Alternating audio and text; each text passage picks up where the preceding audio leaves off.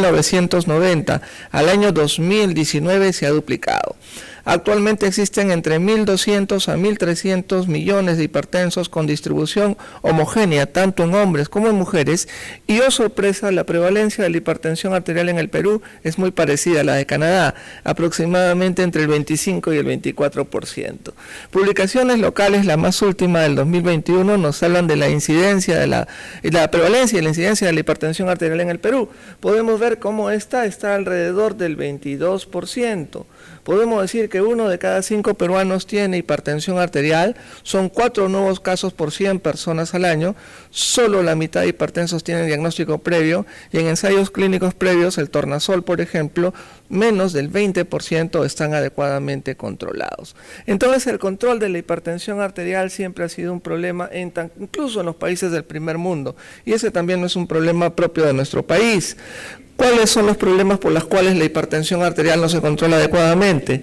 Poca accesibilidad a los sistemas de salud, inercia médica, que el paciente viene por otros motivos y no se le toma la presión arterial, o si se le hace el diagnóstico no damos un tratamiento adecuado, adherencia del paciente, no tenemos un adecuado control del mismo. Pues bien, para tratar de mejorar esto, precisamente es que tenemos que hacer énfasis en controles en el estilo de vida y usar fármacos cardioprotectores para tratar de controlar los factores de riesgo que finalmente nos van a llevar a que el paciente haga hipertensión arterial. Con el propósito de manejar la hipertensión arterial durante muchos años, hemos visto la publicación de numerosas guías. Las más importantes, las americanas, anteriormente Joint National Committee, o la Guía Europea de Hipertensión, pues estas guías han tenido evolución y han tenido cambios a lo largo de los años. La última guía Joint National Committee fue publicada en diciembre del 2013, guía 2014 para el manejo de la hipertensión arterial en adultos. Esta guía generó mucha controversia, puesto que elevó el umbral de la presión arterial en pacientes de más de 60 años a más de 150,90, lo cual generó mucha controversia en ese momento. Es más, 5 de los 17 firmantes de esa guía al mes siguiente se retractaron y establecieron que la presión arterial sistólica, el umbral debe ser 140 y no 150. Esto generó mucha controversia en la comunidad médica. Posteriormente, en septiembre del 2015, salió publicado el ensayo clínico SPRING. Ese ensayo clínico SPRING nos llevó a ver cómo el tratamiento intensivo fue mejor que el tratamiento estándar. O sea, vale más reducir la presión arterial a tener un tratamiento tibio. Mira, reducción relativa del 25%. En base a eso, las guías americanas pasaron a ser recomendadas por el binomio ACC-AHA. 13 de noviembre del 2017, la última guía americana establece una nueva clasificación de la hipertensión arterial. A partir de 140,90 ya es hipertensión estadio 2. El estadio 1 es el que tiene la sistólica entre 130 y 139 o la diastólica entre 80 y 89. Como ustedes pueden ver, el umbral lo han bajado, lo cual llevó también a mucha controversia. En Estados Unidos aumentaron los hipertensos a 32 millones, decían pues es un negociado de la industria farmacéutica, pero en realidad lo que buscaban era hacer prevención, sobre todo en pacientes de alto riesgo. Así pues, de acuerdo a esta clasificación, los americanos en la hipertensión estadio 1, si es que el paciente era de alto riesgo, de acuerdo a un score que ellos tenían, si es que superaba el 10%, iban a tratamiento farmacológico. Pero si el hipertenso estadio 1 no era un paciente de alto riesgo, solamente iba a cambios en el estilo de vida.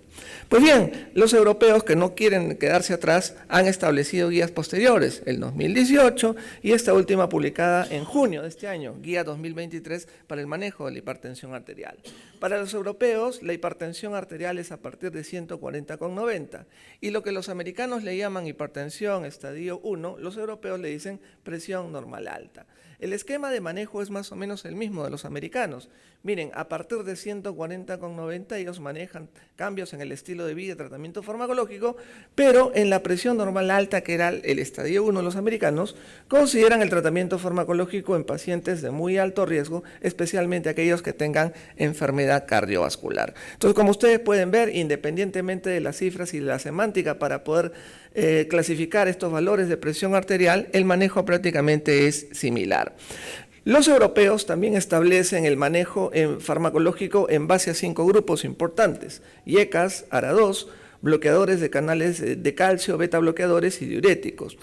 A diferencia de los americanos, que dejan al beta bloqueador como droga de primera línea. Además, los europeos establecen el manejo combinado de la hipertensión arterial desde un inicio. De preferencia ese manejo combinado en una sola píldora, dejando la monoterapia solamente para hipertensos estadio 1, de bajo riesgo, ancianos o muy frágiles. Pero la pregunta es, ¿estamos seguros de lo que medimos al controlar la presión arterial? Hay una gran variabilidad. Tenemos un buen número de pacientes hipertensos de bata blanca, 15 a 25% de los pacientes que vemos en consultorio. Estos pacientes no son verdaderamente hipertensos, no van a requerir tratamiento farmacológico, pero sí cambios en el estilo de vida. Muchos de ellos son falsamente diagnosticados como hipertensos y les dan tratamiento farmacológico incluso durante muchos años. Luego tenemos la hipertensión enmascarada, el paciente que viene con valores de presión arterial bastante controlados en consultorio, pero en su trabajo, en su vida cotidiana, en su casa, quién será su jefe, con quién se habrán casado, están con presión arterial realmente elevada, ¿ok? El doctor me dice sí, bueno ya, alguna experiencia seguro. Pues bien, a partir de ahí hay publicaciones interesantes. JAMA publicó un Task Force el 2021 en la cual nos dice que la presión arterial en consultorio debe ser un screening, debe ser un despistaje. Nosotros, para tener la confirmación del paciente si es que es hipertenso o no, tenemos que utilizar una serie de dispositivos que probablemente se va a ver en otra charla, fuera del consultorio para poder hacer la confirmación del diagnóstico de la hipertensión arterial. Sabemos que la presión arterial en consultorio es bastante complicado, hay que tener mucho tiempo, hay que tener buena técnica, hay que tener personal adecuadamente entrenado. También sabemos que los dispositivos electrónicos que venden en el mercado que nos ayudan a hacer la monitorización ambulatoria de la presión arterial, muchos de ellos no están adecuadamente validados. Hay más de 4.000 dispositivos en el mercado, pero menos del 10% están adecuadamente validados. Aquí ustedes pueden ver una serie de websites en las cuales pueden ver si el tensiómetro electrónico que ustedes utilizan o piensan comprar o recomendar a su paciente está adecuadamente validado.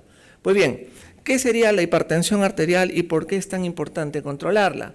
La presión arterial es la fuerza que ejerce la sangre al momento de pasar por las arterias. La presión arterial nos da una perfusión sanguínea de tejidos y órganos que permite una necesidad funcional y metabólica de los tejidos. La hipertensión arterial es tener los valores de presión arterial por encima de lo considerado normal, establecidos por consenso, identificado epidemiológicamente y es un factor de riesgo importante para desarrollar eventos cardiovasculares. ¿Por qué? Porque la hipertensión arterial, si no se controla, al cabo de 5 o 6 años, lo que nos va a dar es el famoso daño de órgano blanco. Por lo tanto, está reconocido en multiplicidad de ensayos clínicos la importancia de controlar la hipertensión arterial y cómo de esa manera reducimos eventos y mortalidad por todas las causas. En la fisiopatología de la hipertensión arterial, como ustedes pueden ver, intervienen muchos factores. Factores que son desde el punto de vista genéticos, monogenéticos o poligenéticos. La mayoría de hipertensos tienen factores poligenéticos, o sea, alteración de varias rutas metabólicas que llevan y condicionan a que un paciente haga hipertensión arterial. Cambios en el estilo de vida, que va a ser motivo de otra charla. Miren, el estrés, el mal sueño, la inactividad física, el fumar, el alcohol, la dieta. Causas medioambientales, la polución ambiental, la exposición al ruido, la temperatura ambiental y la regulación interna neurohumoral que da una homeostasis entre los factores que van a elevar la presión arterial y los factores que van a reducir la presión arterial. Aquí es donde entra a tallar la fisiopatología y la farmacología para tratar de controlar a nuestros pacientes hipertensos. Por lo tanto, la hipertensión arterial es un síndrome multifactorial y poligénico. Solo 5% son de causa monogénica, la mayoría son de causa poligénica. Por lo tanto, su polimorfismo fisiopatológico aleja el uso de una monoterapia. Por lo tanto, el paciente hipertenso mayormente tiene que controlarse con terapia múltiple para tratar de controlar cada una de las rutas metabólicas que llevan en condición a que el paciente sea hipertenso. Ya ustedes saben que la presión arterial es el binomio del gasto cardíaco por la resistencia periférica. Si aumentamos el gasto cardíaco o aumentamos la resistencia periférica, aumentamos la presión arterial y volvemos al paciente hipertenso. Teniendo en consideración que el gasto cardíaco es el binomio del volumen de eyección por la frecuencia cardíaca. Entonces vemos cómo hay muchos factores el exceso de sodio, la reducción de la masa nefronal, el estrés, alteraciones genéticas y la obesidad, que de alguna u otra manera llevan a alterar tanto el gasto cardíaco y la resistencia periférica y elevar la presión arterial. Nuevamente aquí tenemos un gráfico que nos señala la posibilidad de que un paciente haga hipertensión arterial básicamente por 3 mecanismos a manera de resumen. 1, la retención renal de sodio, que altera los volúmenes. 2, la activación del sistema nervioso simpático. Y 3, la activación del sistema renina-angiotensina-aldosterona. Estos 3 son los principales mecanismos que llevan y condicionan a que un paciente desarrolle hipertensión arterial y son el punto del enfoque terapéutico que nos va a ayudar a controlar la enfermedad. Entonces vemos cómo estos aspectos que regulan la presión arterial, el sistema nervioso simpático, el sistema hormonal o humoral o el sistema renal, finalmente establecen o nos dan el camino y la luz para poder hacer el manejo terapéutico. ¿Cuál es el tratamiento farmacológico de la hipertensión arterial? Establecemos 5 grupos farmacológicos, al igual que en la escuela europea: los diuréticos, los ARA2, los YECA, los calcioantagonistas y los betabloqueadores. Todo tratamiento de la hipertensión arterial empieza con los famosos cambios en el estilo de vida, eso que a veces recomendamos a los pacientes y que de repente nunca nosotros practicamos, esa es la realidad. Pero miren, con los cambios en el estilo de vida, ¿qué se puede lograr? Podemos de alguna u otra manera ayudar a mejorar cifras, tanto en la reducción de peso, en la dieta, el bajar el sodio en la dieta, la actividad física, el consumo moderado de alcohol. Pues bien, ese es tema posterior. El tratamiento farmacológico básicamente para depletar o mejorar los volúmenes, diuréticos. Para mejorar el sistema nervioso simpático adrenérgico alterado, tenemos inhibidores adrenérgicos. Los más conocidos en la hipertensión arterial o de mayor uso, los más validados, son los beta bloqueadores. Y los fármacos vasodilatadores, los inhibidores ECA, los antagonistas de receptores de angiotensina y los bloqueadores de canales de calcio que producen vasodilatación y disminuyen la rigidez arterial, sobre todo en pacientes adultos mayores. Entonces vemos cómo el control de cada una de estas vías metabólicas podrían ayudar a mejorar la presión arterial en nuestro paciente hipertenso. Pues bien, el grupo de los diuréticos. Los diuréticos, como ustedes saben, inhiben la reabsorción de sodio y agua a nivel de los túbulos renales. Pues bien, una vez que damos diuréticos, vamos a mejorar esta reabsorción de sodio y agua y vamos a tender a normalizar la presión arterial. Ya ustedes conocen que los diuréticos que tenemos son los diuréticos de ASA, los más potentes. En la hipertensión arterial casi no se usan, solamente en pacientes con insuficiencia cardíaca de repente que están con mucho exceso de volumen. Los más utilizados son los diuréticos tiazídicos, la hidroclorotiazida, más en el país, la clortalidona o la indapamida. Los ahorradores de potasio son fármacos que se pueden utilizar en etapas más posteriores para poder hacer un control de la hipertensión arterial, no son de uso muy común, y los inhibidores de la anhidrasa carbónica que no se usan normalmente en la hipertensión arterial. Los diuréticos tiazídicos son los que más normalmente se utilizan en el manejo de la hipertensión arterial crónica primaria. Acá podemos la evidencia del ensayo clínico ALHAT, publicado hace muchísimos años y que llevó a que sobre todo los americanos insistan en el uso de los diuréticos tiazídicos. Los beta bloqueadores, que son fármacos que generan cierta controversia, sobre todo en la escuela americana. Los beta bloqueadores, ya ustedes saben, bloquean los receptores beta adrenérgicos, reducen la contractibilidad miocárdica y la frecuencia cardíaca, tienen efecto antiarrítmico y antiisquémico. Está altamente demostrado que la frecuencia cardíaca elevada se asocia a aumento de la mortalidad en la hipertensión arterial, sobre todo cuando la frecuencia cardíaca tiende a elevarse por encima de 80 latidos por minuto. Por lo tanto, la frecuencia cardíaca elevada es un importante factor de riesgo reconocido por la Escuela Europea que debe controlarse en todo paciente hipertenso. Un paciente hipertenso que llega a nuestra consulta no solamente medimos la presión arterial, sino también la frecuencia cardíaca, algo que aprendimos en la Facultad de Medicina. Miren, los receptores que bloquean estos beta bloqueadores, tenemos el receptor beta 1 en el corazón, que aumenta el cronotropismo, inotropismo, la velocidad de conducción, y los beta 2, sobre todo en las células extraglomerulares, que aumenta la producción de renina. Cuando damos un beta bloqueador, digamos no tan selectivo, que bloquea el receptor beta 1 y beta 2, disminuimos la frecuencia cardíaca y disminuimos la liberación de renina principalmente. Si afecta mucho al receptor beta 2 hay que tener cuidado, puede producir broncoconstricción. Por lo tanto, lo que nosotros tenemos que dar son beta bloqueadores cada vez más selectivos. Entonces el beta bloqueador, por bloqueo del sistema nervioso simpático y por reducción de la actividad de la renina plasmática, ayudan a mejorar la presión arterial y a producir cardioprotección.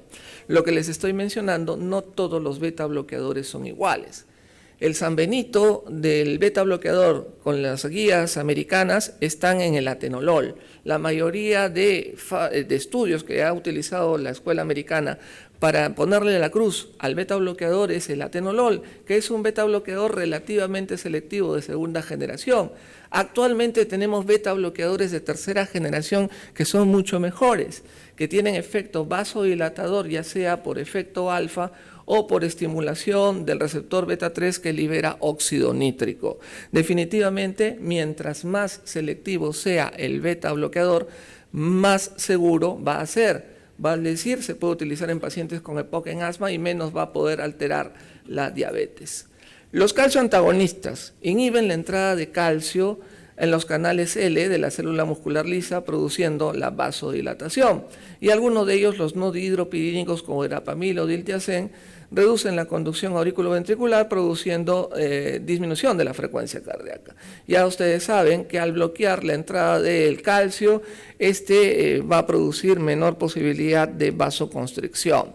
Los bloqueadores de canales de calcio tienen amplia evidencia en muchos ensayos clínicos que reducen eventos cardiovasculares en la hipertensión arterial.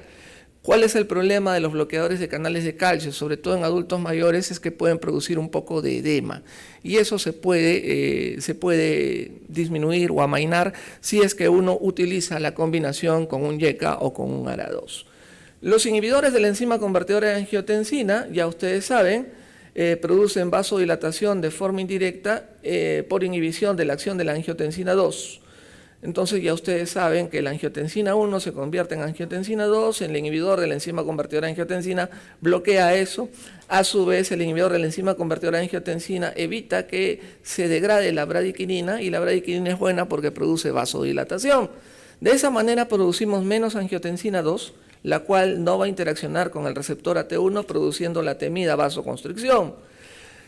Hay multiplicidad de inhibidores ECA en el mercado. Ustedes saben que estos tienen mucha evidencia, sobre todo el ramipril en el ensayo clínico HOP, redujo eventos de una manera muy significativa.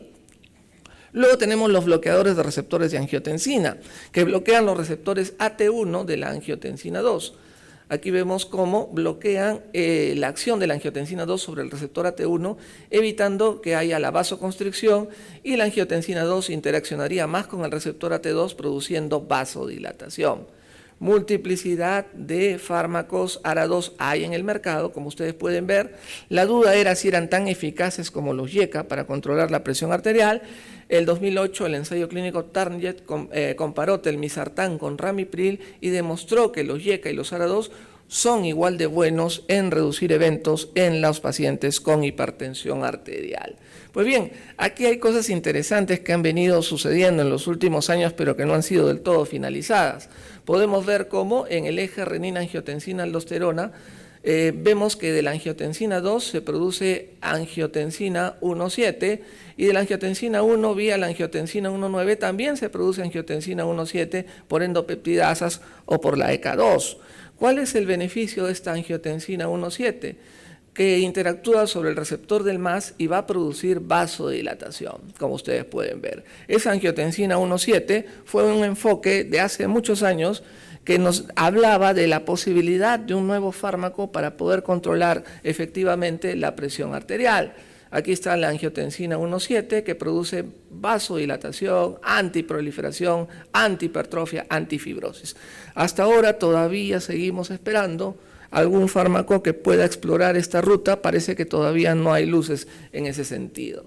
Hace algunos años se habló de los inhibidores de la renina y vemos cómo los inhibidores de la renina bloqueaban el eje renina-angiotensina-aldosterona desde un inicio y fueron un avance terapéutico muy interesante, incluso algunos de ellos ya se comercializaron.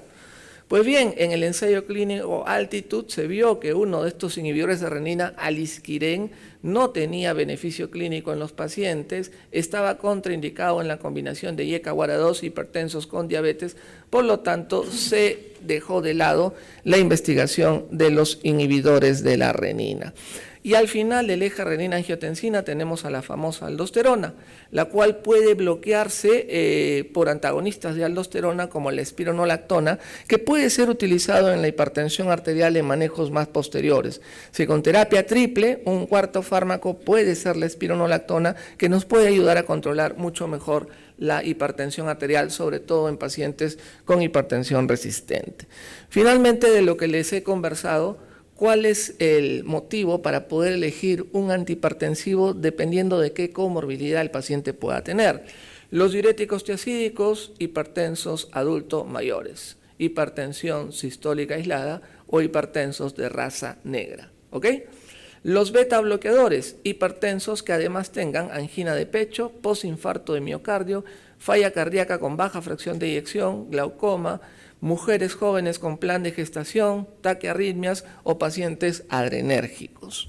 Los bloqueadores de canales de calcio, hipertensos de raza negra, hipertensos sistólica aislada o hipertensos que tengan algún grado de enfermedad ateroesclerótica, enfermedad vascular periférica, ateroesclerosis carotidia, angina de pecho y también en el embarazo, la enfermedad hipertensiva de la gestación, como ustedes conocen. Probablemente los YECA y los ARA2 sean los fármacos que más indicación tienen en el espectro de la hipertensión arterial. Falla cardíaca, disfunción ventricular izquierda, nefropatía diabética y no diabética, síndrome metabólico, proteinuria, hipertrofia ventricular izquierda, fibrilación auricular de novo. Son múltiples las indicaciones y probablemente sean los fármacos que más se deben recetar para el manejo de la hipertensión arterial. Pues bien, la Guía Europea de Manejo de Hipertensión Arterial al 2023 nos dice que debemos iniciar el tratamiento con terapia combinada y de preferencia en una sola píldora. Si tenemos un hipertenso que no tiene una indicación específica, podemos combinar un YECA o un ARA2 con un calcio antagonista o un YECA o un ARA2 con un diurético. Con eso podemos controlar hasta el 60% de nuestros hipertensos. Si es que no podemos controlar con esta terapia dual, podemos usar terapia triple también en una sola tableta, YECA o ARA2 con calcio antagonista más diurético, con eso podemos controlar hasta el 90% de nuestros hipertensos. Si con terapia triple a dosis máxima no podemos controlar al paciente, ya hablamos de una hipertensión arterial resistente. Ahí es donde entran a tallar otros fármacos, otros diuréticos, beta bloqueadores, etcétera. Lo importante ahí ya es controlar la presión arterial en lo que respecta a las cifras. La monoterapia solamente para hipertensos de bajo riesgo o pacientes que sean muy frágiles o muy añosos, ¿ok? ¿Por qué las guías recomiendan esta terapia combinada desde el inicio? Se basa en la fisiopatología que hemos hablado, en la etiología poligénica de la hipertensión arterial. Miren, esto fue estudiado por Weber hace muchos años, en 2003, ratitas que tenían hipertensión arterial por alteración del sistema nervioso simpático, ratitas que tenían alterado la presión arterial por alteración del sistema renina-angiotensina-aldosterona y ratitas que tenían hipertensión por alteración del volumen intravascular. La mayoría de nuestros pacientes hipertensos tienen alterado no solamente un sistema, tienen alterado varios sistemas y a veces al ojo es bien difícil poder determinar. Tú tienes más el sistema nervioso simpático, tú tienes más el sistema renina-angiotensina-aldosterona, no, tú eres al sensible. Pues bien, la mayoría de pacientes, como les digo, tienen alterado en mayor o en menor proporción cada uno de estos sistemas. Por lo tanto, cuando utilizamos una sola droga tenemos éxito relativo. Cuando utilizamos 2 drogas podemos controlar mejor la presión arterial. Y cuando utilizamos 3 drogas podemos tener un mayor éxito en el control de la hipertensión arterial. Y esto fue estudiado por Lau, British Medical Journal, en 2003. Cuando utilizamos más terapia farmacológica en combinación tenemos mejor control de cifras. ¿Qué duda cabe? Mejor control de cifras, menos eventos cardiovasculares, mayor sobrevida del paciente hipertenso. El mismo Lowe nos responde esto en un metaanálisis, British Medical Journal, el 2009, 147 trials prospectivos, un metaanálisis, un montón de pacientes, 464,000 pacientes. Miren, cuando usó una sola terapia a dosis estándar, redujo 24% eventos cardiovasculares, 33% stroke. Pero cuando Lowe utilizó 3 fármacos a dosis media estándar, mayor reducción de eventos cardiovasculares, mayor reducción de stroke. ¿Qué duda cabe? La terapia combinada en un paciente hipertenso desde el inicio, ¿ok?, es la mejor opción para poder controlar al mismo y para poder mejorar la sobrevida. Las ventajas de que estos tratamientos combinados sean dados en una sola tableta reduce el número de tabletas, reduce el número de ingestas, fácil prescripción, reduce costos y mejora la adherencia al tratamiento, sobre todo de pacientes que son polifarmacia. Finalmente, ¿cuál es la terapia antihipertensiva al 2023 recomendada por la guía europea? Debemos dar YECA-WARA2, debemos dar un beta bloqueador, calcio antagonista o diuréticos. Y a partir de ahí podemos utilizar las combinaciones más frecuentes. YECA-WARA2 con calcio antagonista, YECA-WARA2 con un diurético tiazídico. Eventualmente el beta bloqueador podemos combinar con un diurético o con un calcio antagonista. Las combinaciones tienen que ser no solamente para controlar la presión arterial, sino tienen que tener actividad sinérgica. ¿Cuál es la meta a la cual debemos llevar a un paciente hipertenso para poder decir que este paciente hipertenso está controlado? Tanto las guías europeas como las guías americanas, debajo de 130,80. Debajo de 130,80 para poder decir que nuestro paciente hipertenso está adecuadamente controlado. Ok, les agradezco mucho, disculpen que haya corrido, me dieron 30 minutos, traté de abarcar el tiempo en la medida de lo posible. Muchas gracias.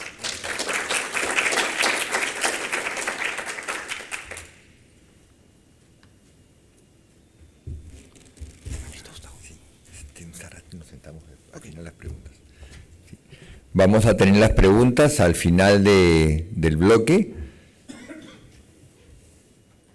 Voy a poner mi presentación porque yo estoy de moderador y de... Ahí está.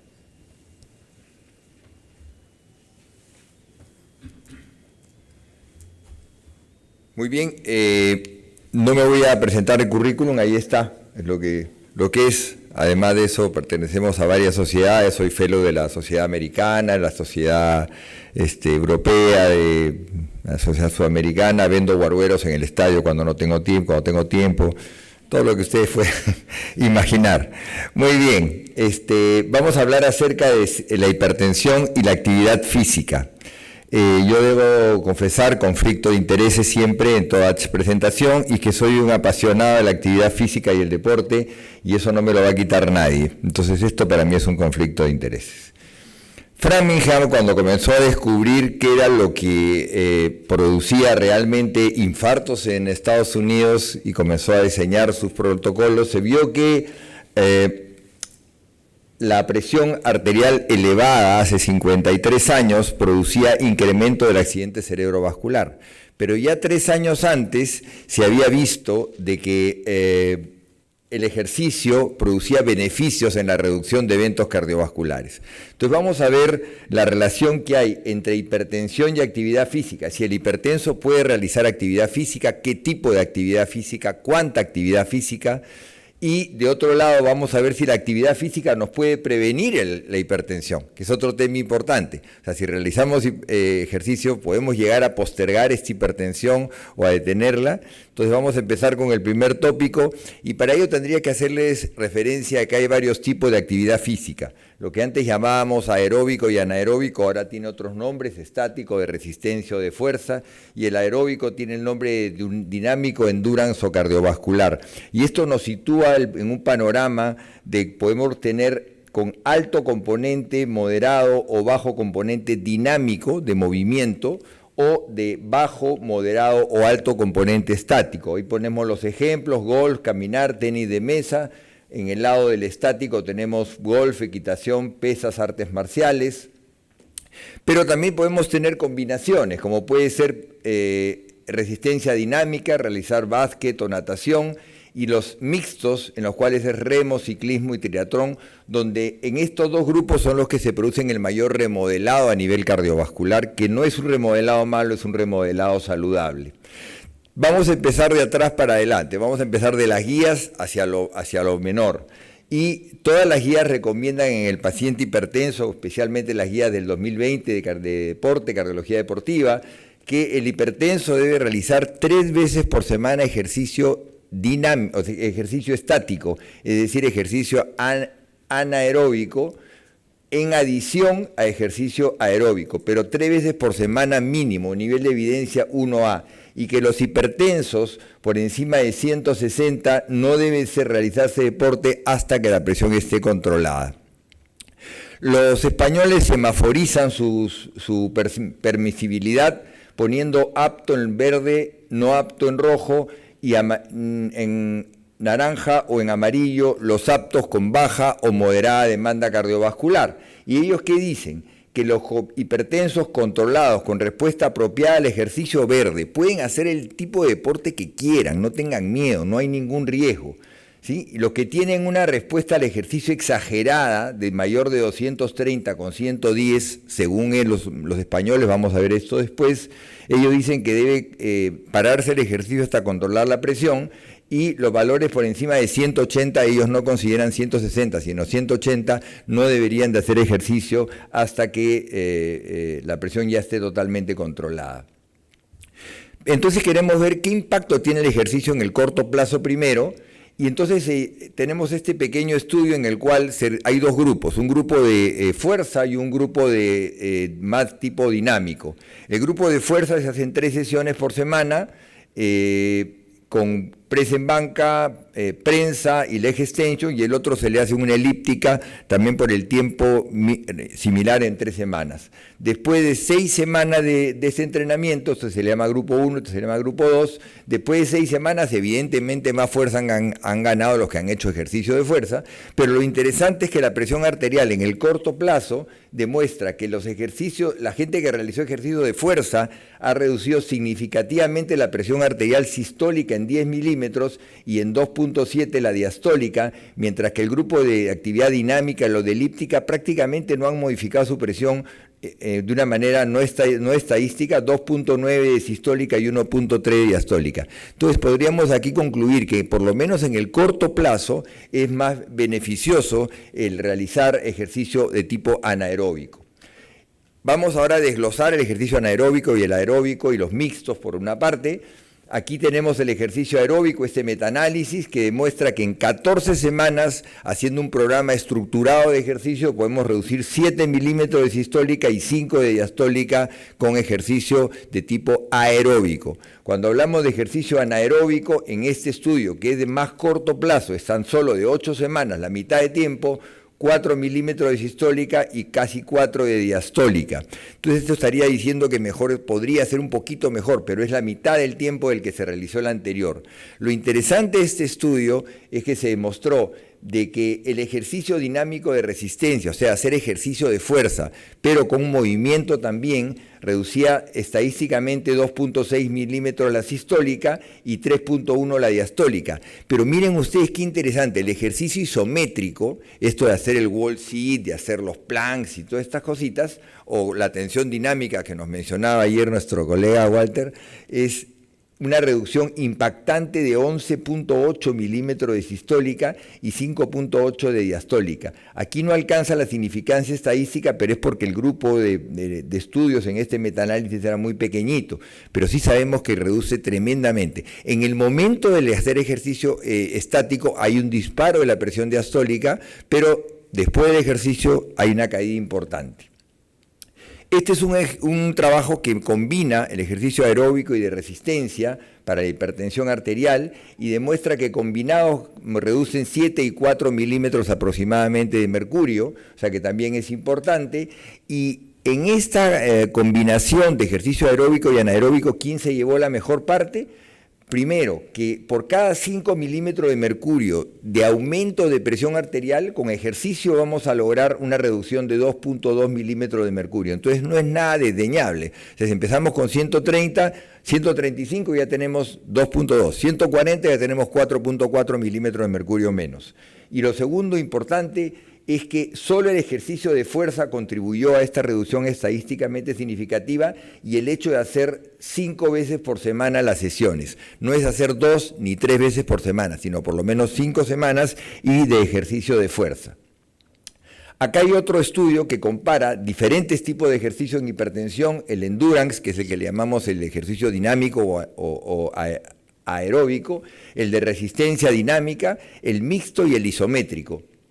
Y miren ustedes que el que se lleva por largo, este es el ejercicio dinámico, Este es el ejercicio dinámico de resistencia, estos son un poquito las pesas, este es el ejercicio combinado y este es el ejercicio isométrico. Hay una gran reducción de la presión arterial en este estudio también con el ejercicio isométrico, en forma importante en la presión sistólica. Y en la diastólica exactamente lo mismo. Hay una tendencia y hay una reducción significativa, pero básicamente es el ejercicio isométrico el que se lleva las mayores ventajas. Y miren ustedes en valores numéricos, el ejercicio de endurance que viene a ser fondos, fútbol, tenis, te reduce 3.5 y 2.4 las presiones, sistólica y diastólica. El ejercicio de resistencia, las pesas, natación, básquet y atletismo, 1.8 y 3.2. El mixto, aquí en este estudio no hubo mucho impacto en remo, triatlón, ciclismo, y el isométrico, que son las pesas, culturismo, lucha libre, una gran reducción de presión arterial, probablemente por esta gran producción de mioquinas de las cuales veníamos hablando el día de ayer. Y después hay este otro gran metaanálisis de 391 estudios placebo, controlados, randomizados y todo, en el cual se toman ejercicios de endurance, de resistencia dinámica, resistencia isométrica y el ejercicio combinado, y también se compara con pacientes que reciben monoterapia con IECAS, con BRAS, con beta bloqueadores, con bloqueadores de canal de calcio y con diuréticos, a ver quién reduce mejor la presión arterial, pero todos en forma aislada, no combinados, ¿sí? Y miren ustedes que la reducción de presión arterial promedio en los que hacían ejercicios era 5.1 milímetros de mercurio de sistólica, con predominancia del ejercicio mixto e isométrico, y 8.5 con una monoterapia con fármaco, ¿sí? Pero tenemos que tener en consideración que los valores por los cuales partieron este grupo de pacientes que recibieron fármacos eran valores de 157 milímetros de mercurio. En cambio, en este grupo de ejercicio, como no se podía utilizar pacientes muy hipertensos, partieron de 131 y bajaron 5.1 milímetros de mercurio. Entonces, hablar de terapia combinada también podría ser hablar de terapia de un monofármaco con ejercicio, dándole la razón al doctor Rubén, que nos habla que tenemos que utilizar terapias combinadas, pero yo sí estoy de acuerdo que utilizar 2 fármacos es lo correcto, pero el ejercicio no debe excluirse de ninguna manera de nuestro consejo al paciente. ¿Qué hacemos con los pacientes que aparentemente están controlados, son hipertensos y le hacemos una prueba de esfuerzo y encontramos una respuesta hipertensiva exagerada al ejercicio? Los americanos, los europeos y el American College of Sport Medicine nos dan diferentes criterios para decir que hay una respuesta hipertensiva exagerada al ejercicio. Los americanos dicen que 210,90 en hombres y 190,90 en mujeres. Los europeos se elevan un poco más a 220,85 y 200,80. Y los del American College dicen 225,95 y 225,95. Entonces, nuestro temor siempre es que estos pacientes, decimos, el hipertenso no debería hacer ejercicio porque va a engrosar su músculo, ¿no? Y lo que pasa es que cuando uno hace ejercicio aeróbico, como les comentaba, va a aumentar la presión sistólica mientras hace más ejercicio y va a bajar la diastólica. En cambio, con el ejercicio anaeróbico o el ejercicio isométrico, uno sube la sistólica y sube la diastólica mientras está haciendo ejercicio. Y esto hay que vigilarlo en una prueba si es que, digamos, nuestro paciente hipertenso quiere hacer un deporte de alta intensidad.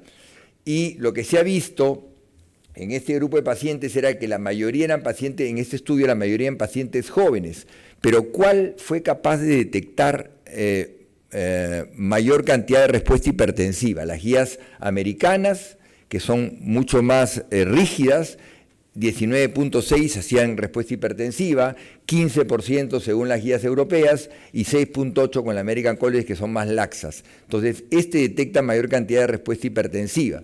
Y aquí venía un poco el concepto que les hablaba antes sobre el engrosamiento cardíaco. Siempre le decimos al paciente hipertenso que no haga ejercicio de fuerza porque puede engrosar su corazón.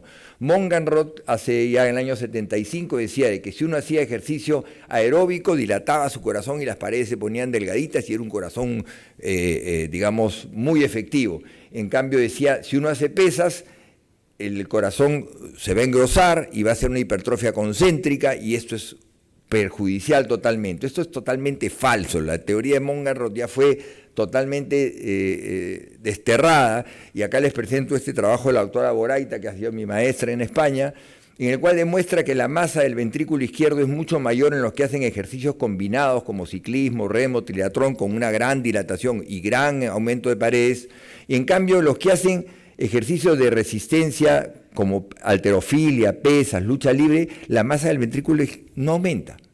No aumenta. Si ustedes ven un pesista que tiene más de 12, sospechen que hay una hipertensión detrás, sospechen que hay una patología de fondo, sospechen que hay otra cosa. 11.3 es el límite que nosotros aceptamos en un deportista que realiza deporte de alta resistencia. Los ciclistas pueden tener hasta 12, pero no más de 12 tampoco. ¿Y cuál de estos métodos para detectar respuesta hipertensiva exagerada al ejercicio fue más efectivo? Los americanos. Claramente los americanos han sido más efectivos, entonces la respuesta hipertensiva exagerada al ejercicio, no sé qué he hecho que se ha aumentado.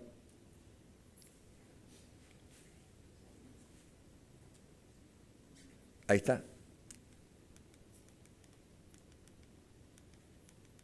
Ahí está. La respuesta hipertensiva exagerada al ejercicio ha sido muy variable, pero los criterios han sido mucho más claros con los americanos, y el mayor cantidad de respuesta hipertensiva se ha visto en los que fuman y en los obesos, y solo la definición de las guías americanas ha sido capaz de prevenir la hipertrofia ventricular, porque al final de cuentas estos pacientes se les siguió y se vio quiénes hacían hipertrofia ventricular, y básicamente aquellos que hacen respuesta hipertensiva exagerada al ejercicio con las guías americanas fueron los capaces de prevenir hipertensión arterial. Hemos visto un poco que si la hipertensión puede hacer actividad física, sí puede, que se benefician más con el ejercicio, como digo, de resistencia, el ejercicio isométrico, pero queremos ver si la actividad física puede prevenir la hipertensión arterial. Tenemos este estudio del doctor Liu, que es un metaanálisis, y demostró que si uno hace grandes cantidades de actividad física, por lo menos 150 minutos de actividad física a la semana, previene hipertensión en un 7%. Si hace 300 minutos a la semana, en un 13%. Y si hace 900 minutos a la semana, 34%. Ahora yo pregunto, ¿quién hace 900 minutos a la semana? Bien difícil, ¿no? Yo. No, nadie. Mentira. El doctor Gurben aplicó esto a poblaciones grandes, para ver si estas poblaciones podían prevenirse hipertensión o factores metabólicos, otra cosa, y comenzó a agarrar, por ejemplo, a los tribus Hadza de Tanzania. Él tiene una forma de calcular la actividad física que se llama Physical Activity Ratio, que no vamos a entrar, pero hacían 950 minutos por semana y ellos tenían 0 enfermedad cardiovascular, 0 hipertensión, 0 factores de riesgo cardiovascular. Miren la importancia del ejercicio. Agarró un grupo de horticultores bolivianos, el grupo Tisimane, donde había casi 0 enfermedad cardiovascular y prevalencia de hipertensión arterial casi nula, con 900 minutos para semana de ejercicio. Y una tribu, también horticultores, pero mucho más sedentarios, 700 minutos por semana, tenían muy baja prevalencia de enfermedad, prevalencia de hipertensión también muy bajita, pero con 700 minutos. Y si vamos bajando el tiempo, probablemente comience ya a aparecer más la hipertensión arterial.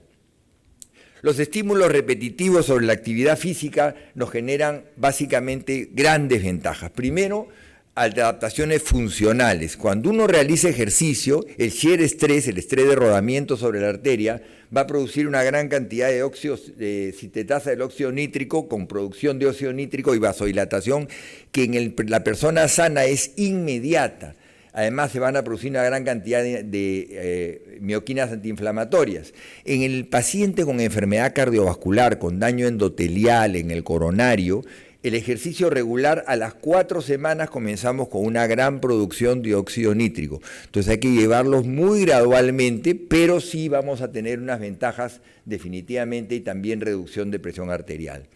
Hay adaptaciones estructurales, nuestros vasos sanguíneos se van a poner más delgados, más grandes, esto se ha visto en necropsias de maratonistas también.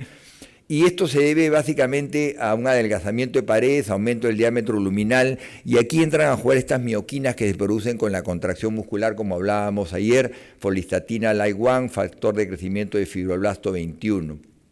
Y hay efectos directos en la contractilidad miocárdica, haciendo un músculo mucho más eficiente a través de otras mioquinas que se producen con la contracción muscular, como la iricina, pelina y la folistatina LAI1, mejorando la contractilidad miocárdica a través de los receptores de rianodina, mejoran la función endotelial, mejoran la relajación arterial, aumentan el tono vagal, disminuyen el VO2 con los adrenoreceptores. Esta publicación tiene menos de 2 meses y es un metaanálisis muy grande que nos habla de que el paciente sedentario, o sea, cuál es la presión arterial, el nivel de presión arterial en diferentes grupos. El sedentario, el que hace el ejercicio intervalado de alta intensidad, que ayer le han hecho mucha publicidad, yo no estoy tan a favor del ejercicio intervalado de alta intensidad, la reducción es muy marginal, 4 milímetros y 2 milímetros de diastólica, el ejercicio aeróbico 4.5 y 2.5 de reducción, el ejercicio de pesas o ejercicio de fuerza, 4.5 y 3 milímetros de mercurio, el ejercicio combinado 6 y el 2, y miren el estudio, el ejercicio isométrico, todo lo que hemos venido hablando hasta ahora, 8 milímetros de mercurio de sistólica y 4 de diastólica. Resulta un aporte importante el hacer ejercicio isométrico en nuestros pacientes, y no nos expone a lesiones. No lo pueden hacer personas con daño de la columna, con daño de las rodillas, porque en la isometría no estamos exponiendo ninguna parte de nuestro órgano. Los mensajes finales vienen a ser que nada reemplaza en la prevención de hipertensión arterial al estilo de vida que incluya actividad física. No existe razón para prohibir la actividad física en el hipertenso controlado, por favor.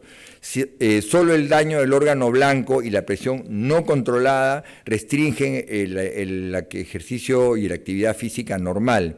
Aproximadamente por cada 5 milímetros de mercurio que nuestro paciente tiene más alta, la presión arterial, vamos a lograr 2.2 milímetros de reducción con la actividad física regular.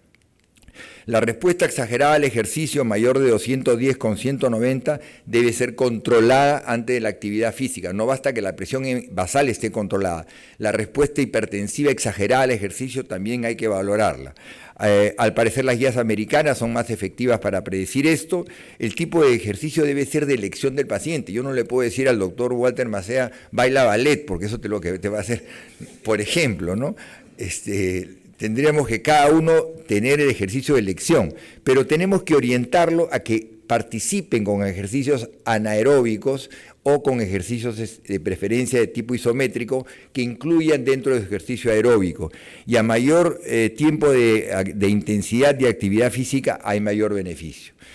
Hace muy poco, estoy en el tiempo, ustedes saben que se descubrió el Perucesus colossus, que es este fósil inmenso que se encontró en Paracas, que pesa 200 toneladas, que han encontrado unos cuantos huesitos, y interesante porque ya se extinguió, ¿no? Entonces ahora necesitamos extinguir a otro fósil, que es el Medicosaurus prohibitus, que es este fósil que el paciente tiene hipertensión, no, ya no te muevas, ya no hagas nada, ¿no? Tiene cardiopatía, no, ya no me hagas nada, así que por favor, ayúdenme a extinguirlo con esta presentación. Muchísimas gracias por todo.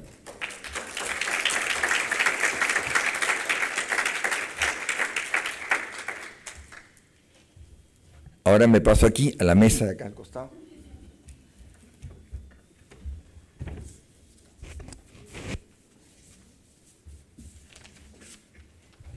Y me paso a la mesa del costado porque tengo el gusto de presentar al doctor Percy Berrospi Argandoña. Estimado Percy, adelante.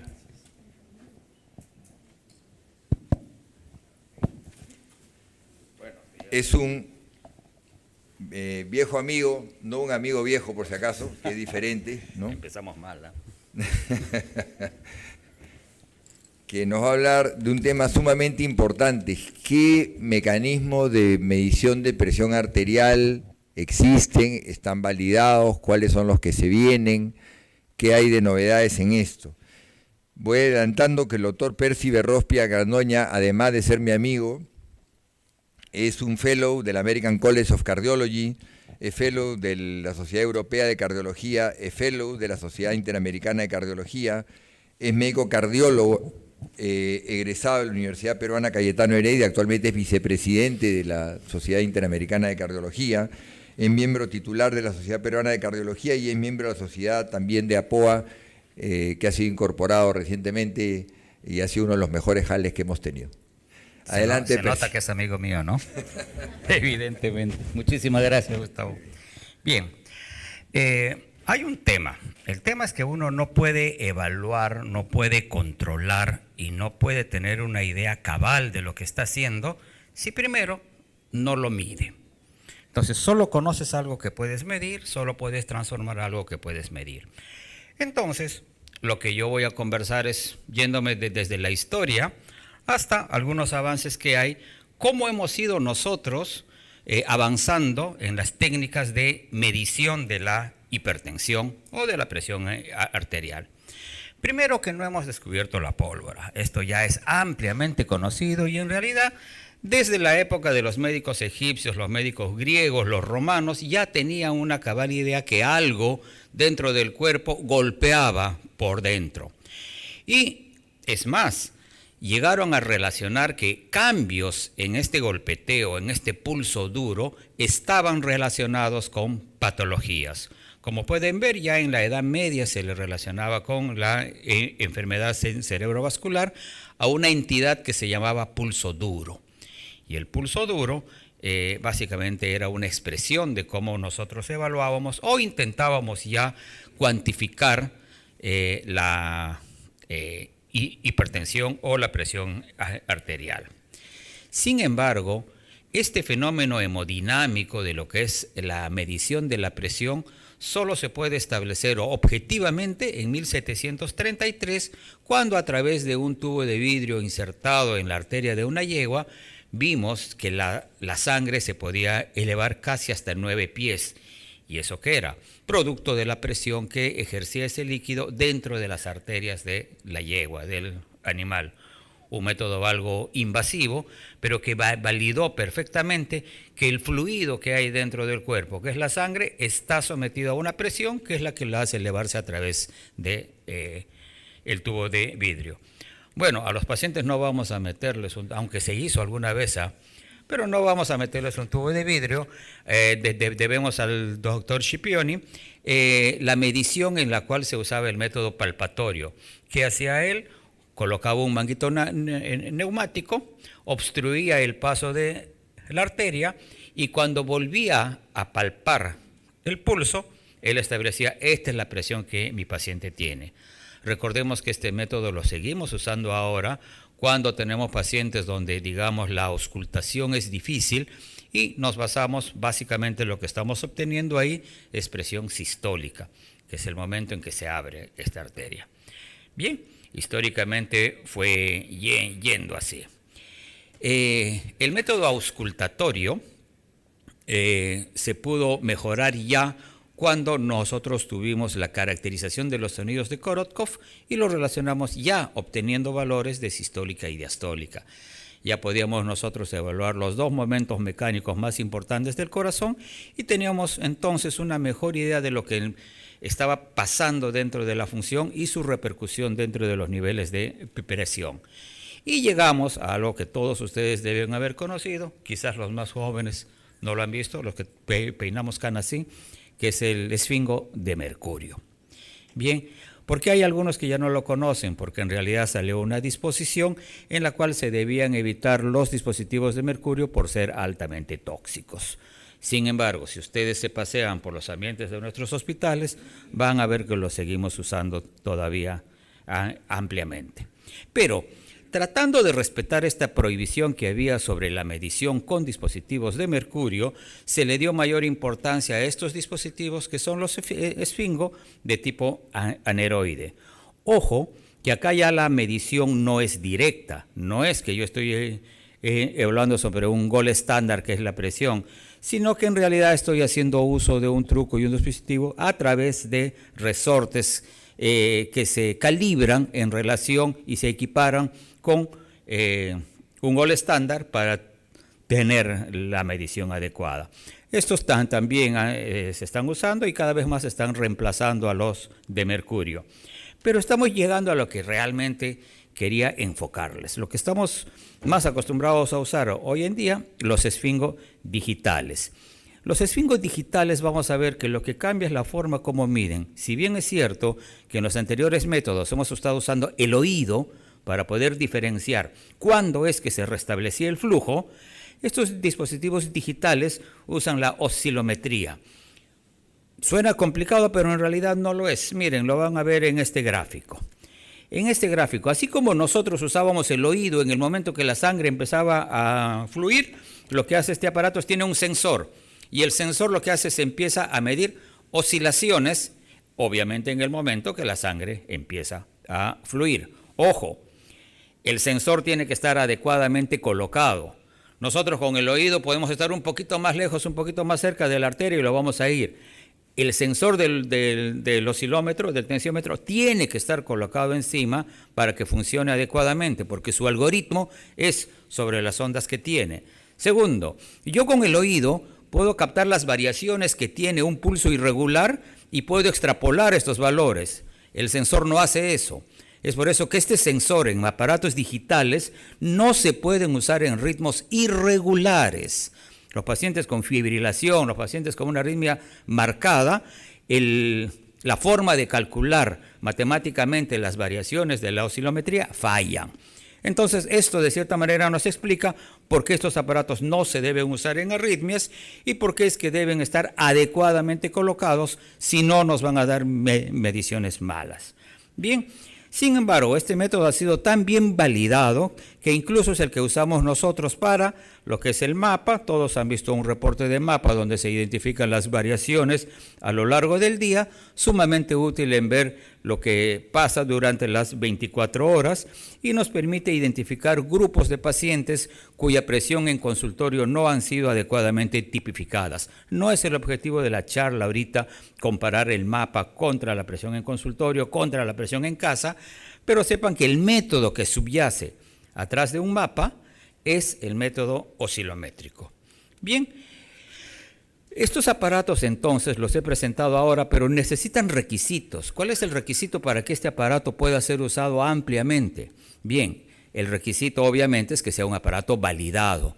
Acá me preguntan muchas veces en consultorio, doctor, he encontrado un lindo aparato, tiene memoria para 100 valores, marca Citizen, hace el relojito y el relojito es de color verde. No sirve.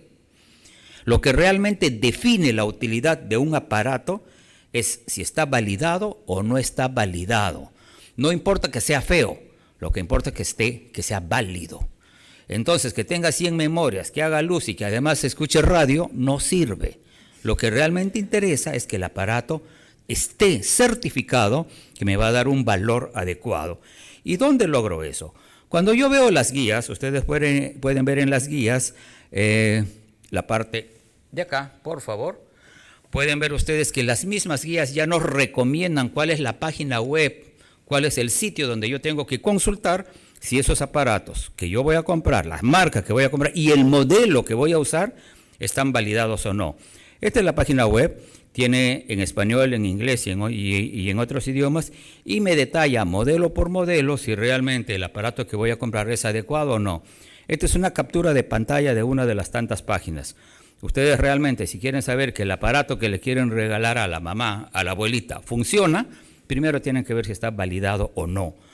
No importa la marca, lo que importa es la validación, porque eso garantiza que ha sido efectivamente probado para su uso en seres humanos. ¿Y qué nos dicen las guías o qué nos dicen las recomendaciones sobre los bonitos y lindos dispositivos de muñeca? Si bien es cierto que los dispositivos de muñeca sí tienen un proceso de validación, la misma página web nos dice, ojo, no se recomiendan. ¿Por qué no se recomiendan? Son menos precisos. ¿Por qué son menos precisos? Porque como se colocan en la muñeca, el sensor, no tengo yo la garantía que caiga exactamente en la arteria que debe validar la oscilación. Entonces, se verán muy bonitos, muy prácticos, pero en realidad solo sirven para asustarnos. ¿Por qué? Porque generalmente el error es hacia arriba y me va a dar valores que son sensiblemente mayores de los que el paciente realmente tiene. Hace un par de meses el doctor Redón tuvo una charla y especificó no quiero sobremagnificar el valor de los aparatos digitales. El diagnóstico de una hipertensión se sigue haciendo con los valores de presión en consultorio. La aplicación de los aparatos digitales que yo les estoy presentando ahora son para validar el concepto y el control en domicilio. Entonces, el diagnóstico sigue siendo con la presión que se toma en consulta. ¿Por qué? Porque realmente es donde más estudios se han hecho. Los otros estudios, la otra evidencia de lo que es el control en domicilio, correlaciona más con el impacto en la repercusión que tiene en dañar órganos. Eso es lo que se sabe hasta ahora. Pero obviamente no vamos a comparar los años que se tienen haciendo el otro método contra este. Cuando la evidencia se acumule, a lo mejor cambiaremos el concepto. Pero por ahora, diagnóstico en consultorio, validación de las presiones puede hacerse en consultorio, en casa, y probablemente los de casa que se hacen con estos dispositivos probablemente sean mejores. Bien, les he presentado la historia hasta acá. Ahora vamos a ir un poquito más allá, que es la idea de ver qué cosa se viene. Bien, hasta ahora solamente me he enfocado en el concepto de si el aparato funciona o no funciona y toma bien la presión o no toma bien la presión. Ahora vamos a ver qué más podemos hacer además de tomar bien la presión. Ojo, ya pasé el capítulo de que toma bien o no toma bien. Ahora vamos a ver qué más se puede hacer además de tomar bien y correctamente. Bien, uno es el uso de aplicativos. Bien, yo tengo pues mi aparato que funciona, validado, demostré y entrené al personal, ya sabe cómo colocarlo, eso no está en discusión. Lo que quiero saber es, ¿ayuda o no ayuda que yo tenga mi aplicativo en el celular o que lo tenga en la computadora donde anoto y rigurosamente las presiones que tengo y puedo ver? Bien, ese estudio ya se hizo. Se hizo y efectivamente se comparó. ¿Es eficaz? ¿Ayuda en algo que yo registre en los aplicativos la presión que tengo? Se hizo para diabetes y se hizo para hipertensión. A diabetes le fue muy bien. Ojo, sí se notó que ayuda a controlar y a mejorar los valores. En hipertensión no nos fue tan bien. Entonces, el uso de aplicaciones independientes que se usan para hacer el seguimiento de la presión, hasta ahora han mostrado beneficio marginal o ningún beneficio. Diferente es la situación cuando el mismo aparato digital que están comprando tiene la capacidad o no de transmitir el valor a algún centro de referencia, que puede ser su médico, un personal calificado, un grupo que hace el seguimiento. Ojo, acá lo que está pasando es que el aparato transmite el valor a alguien que lo está validando, siguiendo y controlando. Entonces, en ese caso, la transmisión automática del valor también se hizo el estudio y en el estudio se demostró, sí, eso sí ayuda. Ojo, quiero que se den cuenta, los valores son medidos adecuadamente, eso lo tratamos en la primera parte. Acá lo que estoy viendo es qué estrategia diferente, además de la medición, influye en el control. La transmisión electrónica de los datos a un centro de referencia ayuda. Definitivamente sí se puede ver que hay una mejoría en los porcentajes de control que se hacen. Este es el estudio más importante que se hizo que validó ese concepto. En este estudio, los aparatitos tenían la capacidad de mandar los valores a un a un grupo que hacía ese seguimiento y correcciones de tratamiento y se obtuvieron estos resultados. Se vio de que definitivamente la intervención con transmisión de los datos podía mejorar los valores de hipertensión sistólica y diastólica por encima de lo que se hacía con el control regular. Bien, entonces, resumamos hasta ahora. Hemos discutido lo que se hacía en la antigüedad, el método invasivo, hemos visto lo que son los métodos por auscultación, que todos nosotros usamos, en casa y cada vez más en consultorio, estamos usando los métodos oscilométricos. Hay más. ¿Qué se está haciendo ahora? Lo que se está haciendo ahora, se están diseñando dispositivos donde yo no uso banda o no uso la bandita que me va a ajustar el brazo y que incomoda a muchos y que la viejita se queja que le van a amputar el brazo. Hay más cosas aparte de eso. Miren, estas son todas las cosas que se pueden hacer. Se puede colocar unos electrodos en el pecho, un dispositivo en el dedo y con eso, haciendo pletismografía, se puede ver. Ahora lo vamos a revisar. Relojes que pueden medir la onda de pulso. Fotografías con buena luz de la cara también se han usado para medir presión. La oscilometría que se puede hacer sobre un sensor, en un smartphone o en un dispositivo también. Ultrasonido y cómo cambia el volumen, el diámetro de mi dedo sensado por un anillo, también se puede hacer. Todos estos dispositivos no están haciendo uso del CAF, no están haciendo uso de la bandita. El concepto es el mismo para todos, así que solo voy a explicarlo de el primero. ¿Cómo es la idea? Yo tengo un momento, el momento en el corazón late. ¿Cómo lo detecto? Lo detecto por los sensores que están en el pecho, es un fenómeno eléctrico. ¡Pum! Yo estoy seguro que ahí el corazón se contrajo. Y tengo otro sensor, el sensor está en el dedo, pletismografía. ¿Qué detecto? Detecto el pulso. Entonces, si yo tengo el momento mecánico y tengo el otro momento que tengo el pulso, ¿qué cosa tengo? Tengo un periodo de tiempo, tengo una velocidad, la velocidad depende de la resistencia y la resistencia es presión. El algoritmo mide eso. Y así como eso lo he explicado yo para la pletismografía, el concepto con pequeñas variaciones es el mismo que se tiene para el ultrasonido, para otros sensores adecuados. Básicamente es un periodo de tiempo, 2 mediciones, velocidad y de la velocidad, resistencia y presión. Todos los algoritmos más o menos funcionan así y todos esos algoritmos por diferentes formas me van a llegar a lo que sería cuantificar presiones. Bien, ¿sirve esto? Ya se hizo el estudio y el estudio primero pasó, validemos. En las validaciones hay validaciones que se hacen contra presión y validaciones que se hacen por inteligencia artificial. ¿Sabemos mucho de esto? No, no sabemos mucho de esto. La evidencia es inicial. Entonces, aunque aparentemente hay una forma de validar estas mediciones, el conocimiento que tenemos recién está empezando.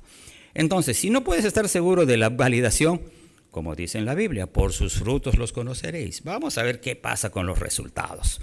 Ese estudio también se hizo, miren, y salió confuso de entender, pero vamos a ver.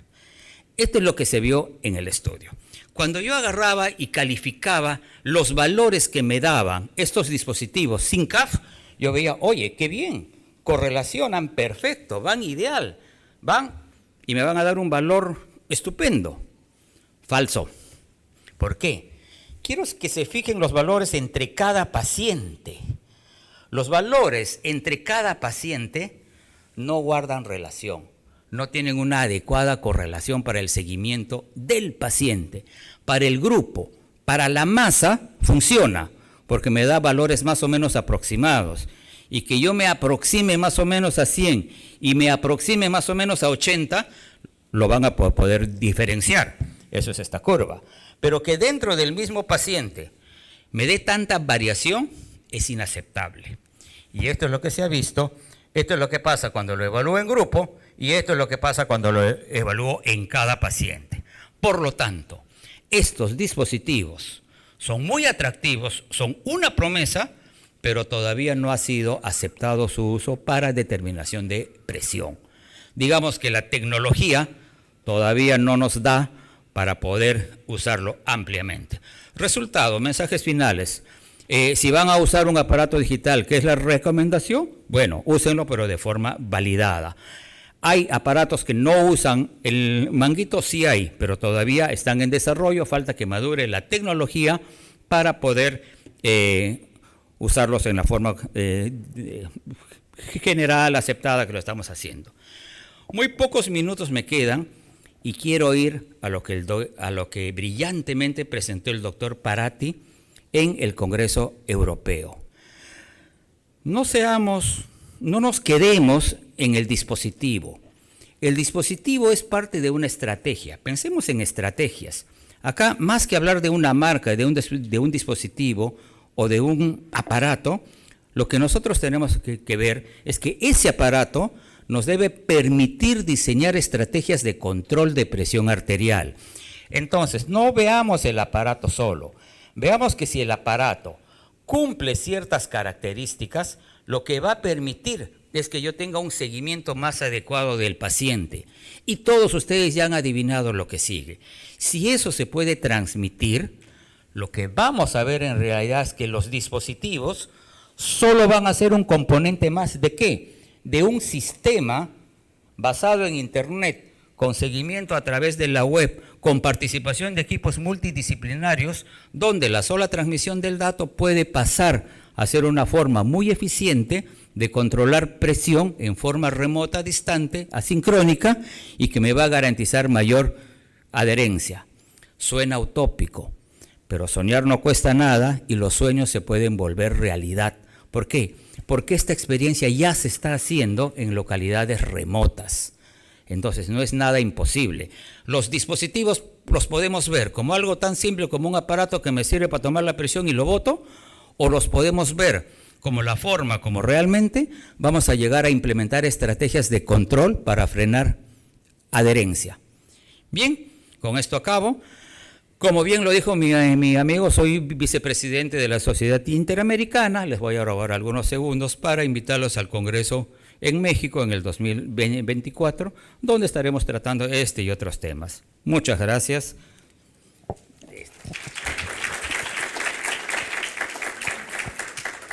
No sé cómo se apaga, ya está.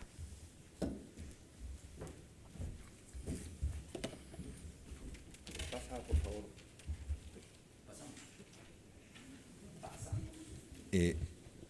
Hemos estado cumpliendo con los tiempos en forma adecuada y esto nos va a dar unos minutos para poder hacer comentarios y poder hacer preguntas, ¿no? Si alguien tiene alguna pregunta, yo mientras tanto voy a hacer un comentario y una pregunta a los expositores como moderador, porque el doctor Rivera, que no soy yo, voy a voltear acá, tuvo un problema familiar y no se ha podido acercar. Entonces, yo quería preguntarles algo, ¿no? ¿Qué tanta validez le dan ustedes a la toma de presión arterial en la casa y para qué tipo de pacientes lo recomiendan, ¿no? Porque nosotros evaluamos el paciente en el consultorio, que puede estar influenciado por algunas razones de tipo emocional o lo que fuera, pero cuando van a la casa, muchas veces se le dice tómese la presión 3 o 4 veces al día, y a veces termina reventándonos el teléfono cada 5 minutos porque encontraron 13.9 con 85, ¿no? Entonces, yo personalmente, es mi opinión, y después quiero escuchar la de ustedes, yo selecciono los pacientes en dos, ¿no? Los pacientes que yo los veo más o menos estables, todo, y el que tiene algún grado de neurosis, porque hay gente que se toma la presión cada 5 minutos y se toma un captopril cada 5 minutos porque se encontró 14, por favor. Entonces, a un grupo de pacientes yo le digo, tómese la presión regularmente 3 veces al día, nos va anotando y eso nos ayuda. La presión. Y a otro grupo de pacientes les escribo en la receta, prohibido tomarse la presión, porque los veo sumamente emocional. Entonces, ¿para quiénes va? ¿A quiénes tenemos que cuidar de esa manera y a quiénes no, ¿no? Me incluyó las suegras, ¿eh? Todo vale. Yo les pido la opinión a cada uno, sí. Bueno, muy interesante el comentario del doctor porque es parte del día a día, parte del quehacer de nosotros en nuestra actividad como médicos. Para empezar, la toma de la medición de la presión arterial en el consultorio, como bien en el domicilio, como bien ha dicho el doctor Percy, debe hacerse con un aparato que esté adecuadamente validado. Como mencioné, existen más de 4.000 dispositivos en el mercado, pero solamente menos del 10% están adecuadamente validados. Por cuestiones anatómicas que no tienen que ver con la marca ni nada de eso, los tensiómetros que van a las muñecas, lógicamente, prácticamente no están validados y no sirven. Si ustedes tienen alguno de ellos, pues bótenlos o regálenlos a alguien que odian, no sé. Hay que ver qué utilidad le podemos dar, no sé, un instrumento de defensa frente a un robo, no sabemos. Bueno, los tensiómetros definitivamente electrónicos de brazalete son los más adecuados. Y a veces también tenemos variedades, hay algunos que tienen que usarse presionando la bombilla y hay otros con un botón. Recomiendan incluso que el de botón es mejor que el de la bombilla porque incluso al momento de utilizar la bombilla puede alterarse la presión arterial. Entonces, hay páginas web, como bien dijo el doctor Berrospi, en las cuales uno puede ver si el tensiómetro electrónico que piensan comprar, que piensan usar, está adecuadamente validado para tratar de acercarnos más a la perfección en lo que respecta a la toma de la presión arterial. Para tomar la presión arterial en el domicilio tenemos varios aspectos. Uno, para ver el control del paciente, y tenemos pacientes ansiosos, pacientes adrenérgicos, probablemente tributarios de beta bloqueadores, y también del estado del arte del manejo no convencional de la presión arterial, porque muchos de ellos, por el estado de ansiedad, tiende a elevarles la presión arterial y nos da valores de 139,89 y ya nos están llamando a la casa mañana, tarde y noche. Pues bien, estos pacientes lógicamente también tienen que hacer un control de la parte que está originando el problema, un manejo también de la ansiedad. Ahora, la utilidad de estos tensiómetros para hacer el diagnóstico de la hipertensión arterial también es un poco compleja. Hay métodos para hacer ese diagnóstico de la presión arterial en la casa utilizando el tensiómetro electrónico, ¿no? Tomar 2 veces la presión en la mañana, tomar 2 veces la presión en la tarde-noche, apuntar ese valor durante una semana en un papel, llevarlo al médico, el médico ve los valores, elimina el primer día y en base a los 6 últimos días saca el promedio y puede hacer también diagnóstico de presión arterial. Tiene que ser, como repito, un aparato bien validado, el paciente tiene que estar adecuadamente educado para poder hacer uso de esos tensiómetros y tener mucho cuidado que el tensiómetro también no se caiga, no se golpee, no se baje la pila.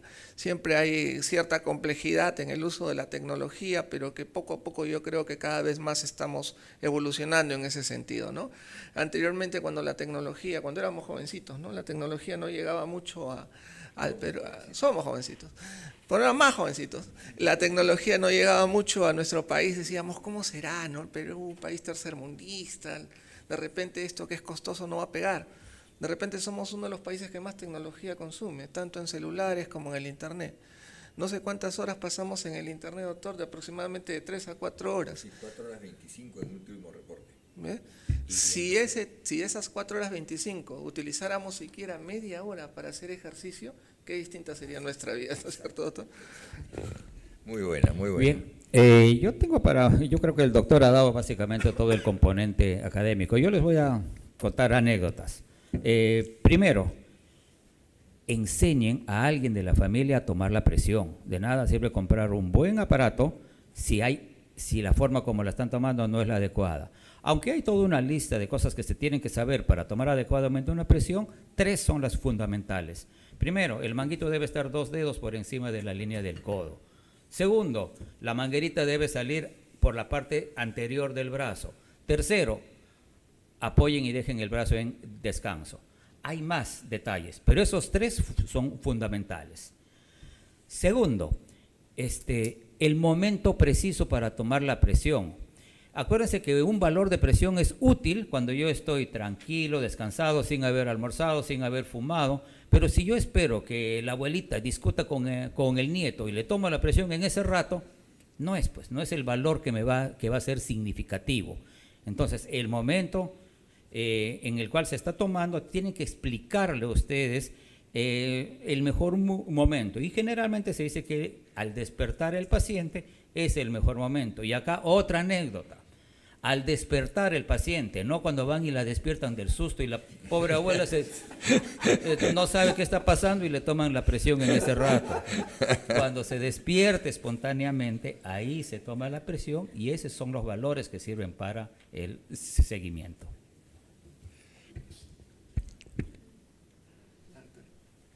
Muy bien, acá tenemos por acá una pregunta, me parece. Sí. Doctor, solamente una consulta. Bueno, yo me dedico a la parte de la medicina física y rehabilitación. Entonces siempre veo adultos mayores que les hago así, igualito como usted explica, de la parte de los ejercicios, el movimiento, ¿no? Rápido. Son adultos pues de 70, 80 años. La pregunta ahí, en ese momento, antes de realizarle, yo les tomo la presión, pero tiene que estar completamente tranquila la persona, sin problemas, porque a veces me está viendo la televisión, me está viendo el otro. Llego a las casas y están viendo otras cosas y le tengo que apagar todo, esperar y hacer. ¿Antes, durante y después? ¿O antes y después de los ejercicios? Esa es una pregunta. Y la otra, hay unos smartphones que lo ponen hay unos celulares que lo pones acá y que también dice la presión arterial. No sé qué tanta validez hay en eso. Creo que no. No es así. No, gracias. Muy buena pregunta. Yo te sugeriría que sí tomes la presión antes de empezar el proceso de rehabilitación, durante, que es importantísimo, en el momento de probablemente el máximo esfuerzo que estén realizando, del tipo de ejercicio que estén realizando, y después también para saber, para dos cosas: primero, medir la frecuencia cardíaca, y segundo, medir el tiempo. ¿Cuál es la frecuencia cardíaca un minuto después de que han realizado su máximo esfuerzo, para saber cuál es tu capacidad de recuperación del corazón? Normalmente deberían de bajar por lo menos 20 latidos. Si bajan menos de 20 latidos, para ese paciente ya sabemos que no está en una muy buena condición, y tenemos que ir midiendo en el futuro cómo va es una forma, un parámetro para poder ir viendo cómo va su capacidad cardiopulmonar en el tiempo.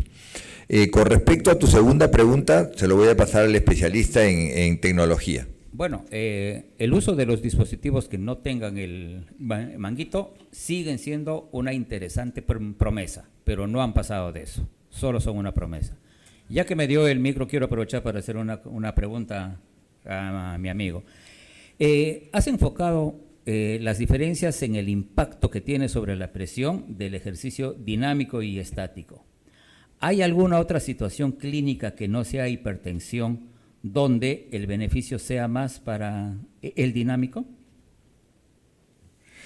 Es una buena pregunta. Básicamente, cuando buscamos mejorar la capacidad cardiopulmonar, sí,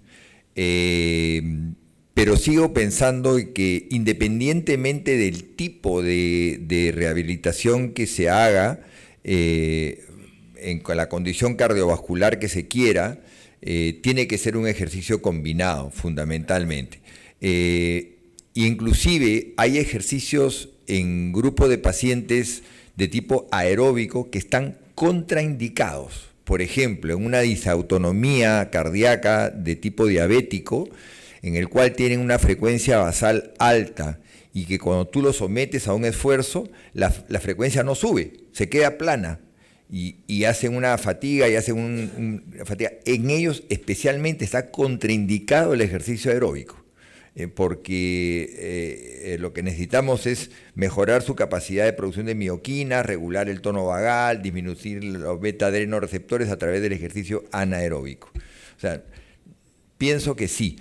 Ahora, si vemos, por ejemplo, en pacientes que han tenido o que tienen insuficiencia cardíaca, te mejora la hospitalización, te mejora la calidad de vida, pero no te disminuye mortalidad.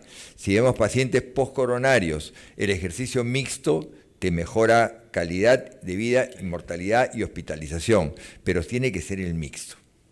Sí. Gracias. Sí. Mientras van llevando el micro, yo quería hacer un comentario sobre diferencia de guías, porque esto es interesante y lo puso a colación acá nuestro amigo Rubén.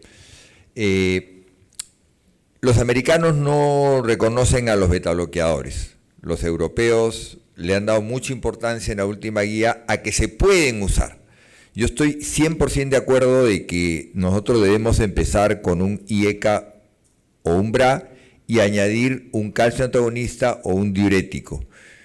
Pero tengo un alto porcentaje de pacientes que, así como han demostrado los estudios, que cuando llegan al consultorio la frecuencia cardíaca está más de 80.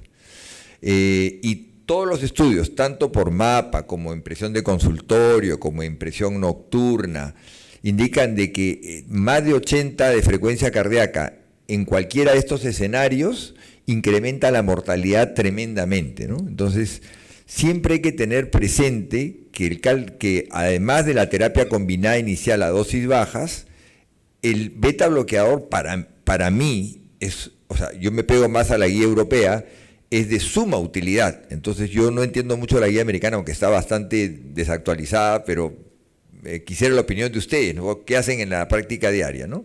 Porque hay gente, cuando colegas mismos, de cardiólogos, especialistas, no, beta bloqueadores no, yo no uso. Sí, doctor, es interesante y es un punto de discusión la utilidad de los beta bloqueadores en la actualidad en base a las guías americanas, como usted dice, ya un poquito desfasadas, y las guías europeas que le dan cierto valor y utilidad al paciente hipertenso, pero que tiene indicación específica para un beta bloqueador. El paciente hipertenso que idealmente debería ser un beta bloqueador es el coronario, el paciente con falla cardíaca con baja fracción de eyección, el paciente que tiene un ataque de arritmia, la embarazada, o un paciente adrenérgico, básicamente. Debemos tratar de buscar el paciente con indicación específica para poder utilizar un beta bloqueador. Ahora, los americanos, ¿por qué tanto discuten el uso del beta bloqueador? La mayor evidencia anteriormente fue dada en base al atenolol. Atenolol es un beta bloqueador de segunda generación moderadamente selectiva. A medida que aumenta la dosis pierde esa selectividad. Y hay ensayos clínicos que han demostrado de que otros fármacos son superiores a ese beta bloqueador, al atenolol. Como por ejemplo en el ensayo clínico LIFE, losartán comparó con el atenolol y se vio que el atenolol producía mayor, no es que produce más ACV, sino tiene mayor incidencia de ACV que el losartán, por ejemplo, ¿no? Y así el ensayo clínico ASCO también más o menos fue por ese camino. Sin embargo, hay otros estudios como el UPKDS, de los endocrinólogos, en los cuales se vio, por ejemplo, que no era tanto así, que el atenolol era tan bueno como el captopril, por ejemplo, para reducir eventos. Entonces hay controversia en ese sentido. Y como la mayoría de evidencia fue hecha con atenolol, dicho sea de paso, farmacológicamente mal utilizado, no se utilizó el atenolol cada 12 horas, sino cada 24 horas, pues los americanos le ponen la cruz en ese sentido. Actualmente tenemos beta bloqueadores nuevos y de mucha mejor generación, de tercera generación, que tienen efecto vasodilatador y son mencionados precisamente por las guías europeas en lo que respecta a su uso. Tenemos el carvedilol, por ejemplo, aquí en el Perú, que tiene efecto vasodilatador por estimulación alfa, o tenemos el nebivolol, que tiene efecto vasodilatador por liberación de óxido nítrico, los cuales definitivamente marcan una diferencia con respecto al ya clásico atenolol que fue utilizado de una mala manera. Por lo tanto, yo creo que tenemos que buscar el paciente ideal para poder darle el fármaco ideal, y es a tratar de ser una indicación prácticamente formal para el manejo de todos nuestros pacientes hipertensos. Hay un estudio, hay varios estudios en realidad, donde uno evalúa qué tal nos está yendo en implementar guías clínicas. Y cuando estas se refieren a lo que es insuficiencia cardíaca, se ve que nos está yendo más o menos bien en implementar los tratamientos. Pero hay una gran olvidada dentro de la implementación de lo que son guías en falla, y es frecuencia cardíaca. Casi todo el mundo se conforma con que le quitan el líquido, quitan el exceso, regulan, le ponen las 4 terapias fundacionales, pero realmente cuando uno evalúa si la frecuencia cardíaca está adecuadamente controlada o no, es la gran olvidada. Entonces, el comentario que acaba de hacer mi amigo el doctor Saravia sobre el adecuado control de la frecuencia cardíaca dentro del control de la patología es fundamental. Es más, van a haber algunos casos donde el beta bloqueador no va a tener el efecto que uno espera, o van a haber veces donde yo no puedo usar un beta bloqueador. Tan importante es que uno controle la frecuencia cardíaca que se han desarrollado otras estrategias que no pasan por el beta bloqueador para lograr impactar en este parámetro. Muy bien. ¿Hay unas preguntas por ahí al fondo? Sí. Doctor, yo quería preguntarle al doctor Berrospi, porque mencionó que no debemos usar dispositivos de oscilación en pacientes que tengan arritmias. Sin embargo, la gran mayoría de adultos mayores tiene pluripatologías y entre ellas siempre vamos a encontrar una arritmia. Entonces, ¿qué método de control podríamos utilizar en ellos? O sea, tendría que ser de todas maneras un esfingomanómetro manual en donde utilicemos siempre el pulso, o por ejemplo en un paciente con marcapasos o con una arritmia controlada, sí se pueden utilizar estos dispositivos. Perfecto, me has llamado la atención, un buen jalón de orejas por lo que me has dicho. En realidad, esa es mi alumna. La palabra no debería ser arritmias, la palabra debería ser frecuencia irregular. Si el paciente tiene una arritmia, pero ya se controló y ya está en frecuencia regular, se puede usar el aparato. En realidad el concepto va para frecuencias muy irregulares. Todos sabemos que la frecuencia cardíaca con la respiración puede variar ligeramente. ¿Puedo usar ahí el método oscilométrico? Sí, ahí sí se puede usar. Pero cuando la frecuencia o cuando el ritmo es muy variable, ahí se prefiere método auscultatorio. Y es la forma como se controla. Gracias por eso. ¿Alguna otra pregunta? Sí. Aquí tenemos una y después por acá. Gracias por las excelentes exposiciones. No sé si me están escuchando. No, pero no importa. Y si no lo escuchas, ¿cómo le contestas? Porque ahorita te van a subir el volumen y te escuchamos. Bueno, gracias por las excelentes exposiciones. Gracias. A los amigos y compañeros también. La pregunta es dirigida al doctor Sarabia. Sabemos que existen patologías como la diabetes, la hipertensión, la falla cardíaca, los pacientes coronarios, etcétera. En ellos, ¿cuál sería el ejercicio ideal? ¿El aeróbico, el anaeróbico, combinado? Y adicionar, aparte de estas patologías, en el paciente sano, ¿no? Es muy buena pregunta. Y yo te voy a responder un poco en las guías primero, las guías de Americana de Medicina Deportiva del 2020, que es la que nos rigen actualmente, y la de la CEMET, que es del 2023, coinciden en que tanto el paciente hipertenso, como el paciente obeso, como el paciente diabético, deben tener por lo menos 3 sesiones obligatorias de ejercicio anaeróbico por semana, en adición a ejercicio aeróbico. O sea, no te excluyen el ejercicio aeróbico, pero te obligan a las 3 sesiones de ejercicio anaeróbico por semana, siempre y cuando la presión esté controlada. Hay discrepancias entre los españoles que dicen que la presión controlada hasta a partir de 18, menos de 18 pueden hacer ejercicio. Las otras guías europeas y americanas dicen menos de 16, ¿no? Pero yo creo que 16 es un buen punto de corte. Menos de 16 no habría contraindicación para hacer ejercicio, que tiene que ser mixto. Y en el paciente sano que mencionabas, sí, definitivamente el ejercicio debe ser también combinado, pero con una predominancia del ejercicio anaeróbico. Hay que ver qué es lo que estamos buscando, ¿no? Ahorita mucha gente va al gimnasio por estética, por vanidad, me incluyo, ¿no? También.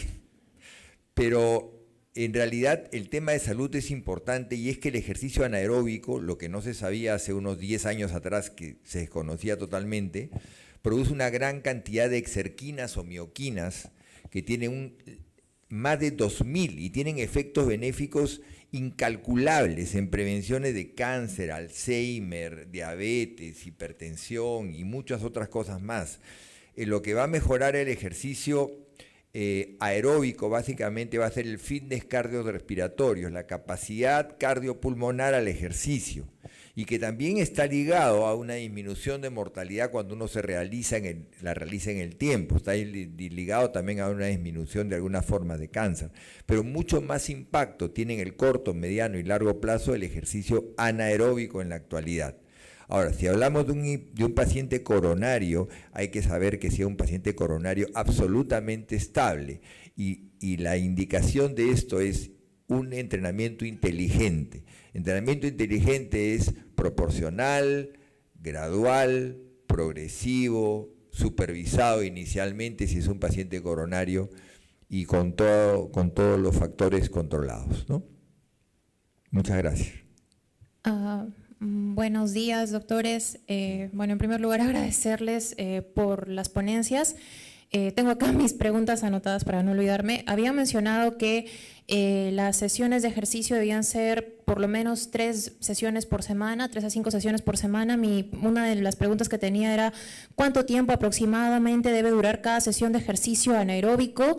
Y ya que se trata de una combinación entre ejercicio anaeróbico y aeróbico, ¿qué proporción debe haber de ejercicio anaeróbico y aeróbico? Y respecto al tiempo, ya que mencionaron que debía ser progresivo, más o menos ¿con qué tiempo se debería iniciar? Porque habían mencionado que más o o menos hacia las 4 semanas empieza la reducción de la presión arterial por la producción de óxido nítrico, ¿verdad? Entonces, ¿con cuánto debería iniciar? ¿Cuánto de tiempo? Y otra pregunta era, la medición de la respuesta exagerada al ejercicio, ¿después de cuánto tiempo de ejercicio debería realizarse? ¿De inmediato? ¿Cuánto tiempo debe pasar? ¿No? Y de hallarse esta respuesta exagerada al ejercicio, ¿se controla como una urgencia hipertensiva? ¿De qué forma podríamos controlarla? Gracias. Ya, voy a tratar de acordarme de todas tus preguntas y... ¿Me puedes pasar tu hojita? Bueno, la frecuencia de 3 veces por semana debe incluir mínimo 30 minutos de ejercicio anaeróbico. Si lo que estamos buscando es ganar masa muscular para producción de mioquinas, mal haríamos en combinar ejercicio anaeróbico con aeróbico en el mismo proceso. O sea, hay mucha la tendencia, por ejemplo, al entrenamiento funcional, ¿no? En el cual hacen ejercicio de fuerza y ejercicio aeróbico al mismo tiempo y está muy de moda, pero lo que vamos a conseguir con eso es mejorar fundamentalmente el fitness cardiorrespiratorio, pero la ganancia muscular va a ser muy poca. ¿Por qué? Porque estamos quemando lo poco que hemos ganado con el músculo. Yo lo que les recomiendo es tener sesiones 3 veces por semana de ejercicio anaeróbico, progresivo. Si nunca lo han hecho, empezar con 10 minutos, 20, 30, como mínimo 30, si pueden hacerlo 40, 50. Hemos visto que hay una dosis respuesta, o sea, mientras más ejercicio hagas mejor, y en días alternos hacer ejercicio de tipo aeróbico, en días alternos.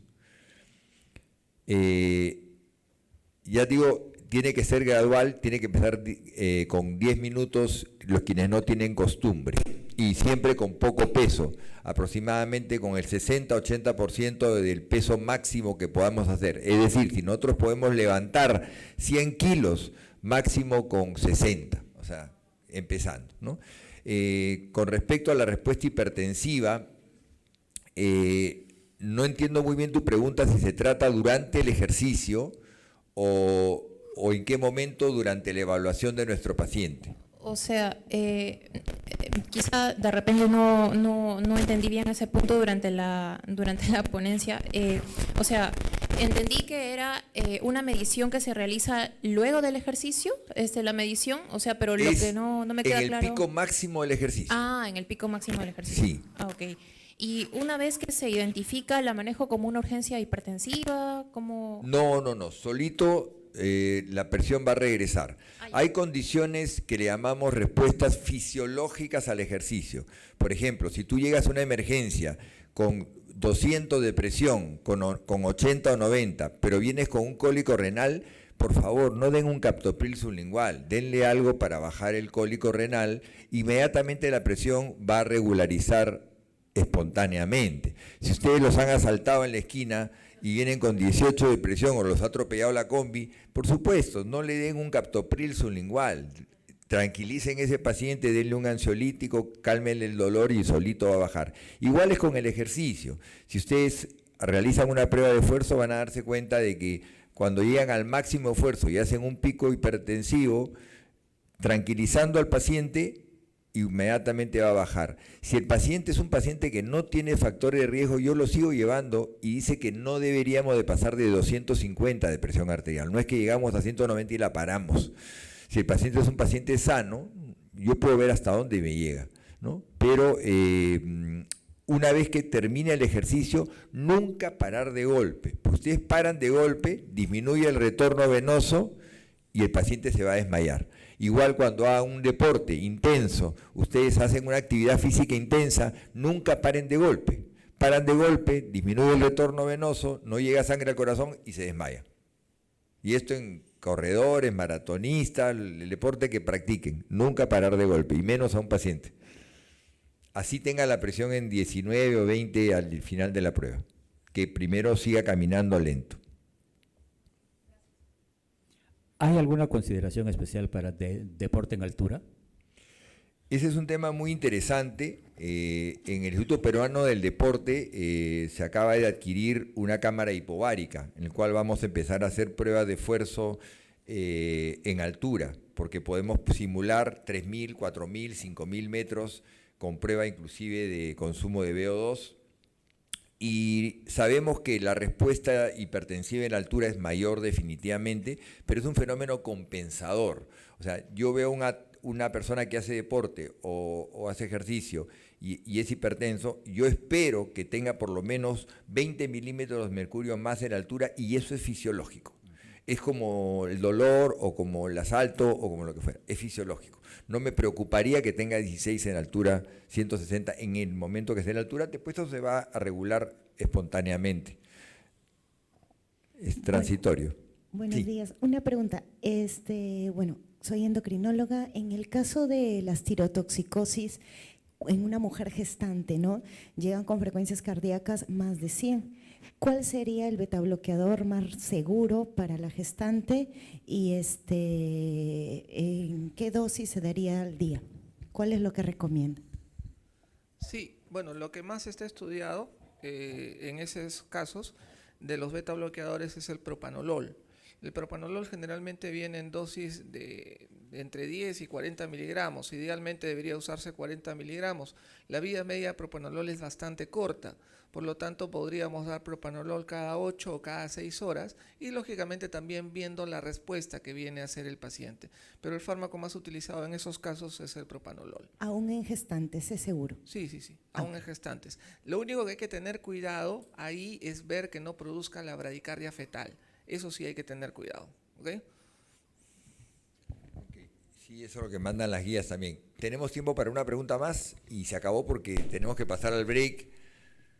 Creo que la mayoría están con cara de break. Ya. Ahí hay una pregunta, ahí en la de rojo, la chiquita.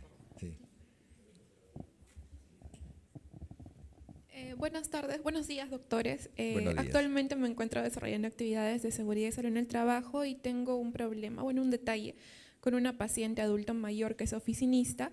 Ella ha presentado una emergencia hipertensiva de 170/110 que se alivió con 2 tabletas sublinguales de captopril y posteriormente presentó otra emergencia que también requirió captopril, pero ya en su domicilio pasó por emergencia, ¿no? En salud. Entonces ella sacó su cita en salud y le dijeron de que no necesitaba un tratamiento antihipertensivo de control porque sus presiones eran normales en consultorio, fuera de esas 2 emergencias hipertensivas que tuvo. Hasta el día de hoy ya tengo 2 semanas monitorizándola en el trabajo 4 veces al día y ha presentado presiones menores de 120/80 en todas las mediciones, ¿no? Con el esfingomomómetro.